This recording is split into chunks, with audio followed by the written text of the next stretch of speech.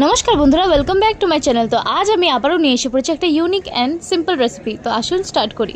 প্রথমে আমরা প্রেসার কুকারে কচু, জল আর নুন দিয়ে অল্প সময় নাড়িয়ে চাড়িয়ে ঢাকা দিয়ে সিটি নিয়ে নিব। তারপরে আমরা কড়াইয়ের মধ্যে তেল আর চিংড়ি নিয়ে ভালো করে ভেজে নেব। তারপর প্রেসার কুকারের সিটিটা আমরা খুলে রেখে দিয়ে সাইডে নিয়ে নেব। একটা প্যানের মধ্যে শুকনো লঙ্কা, গোটা জিরে, গোটা ধনে আর গোলমরিচ নিয়ে ভালো করে ওগুলোকে ভেজে নেব। তারপর কড়াইয়ের মধ্যে তেল দিয়ে কালো জিরে, তেজপাতা আর কুচি কুচি করে কেটে রাখা পেঁয়াজ দিয়ে ভালো করে ভেজে নিয়ে উপর দিয়ে কাঁচা লঙ্কা, হলুদ আর কচু দিয়ে ভালো করে নাড়াচাড়া করে ভেজে নেব।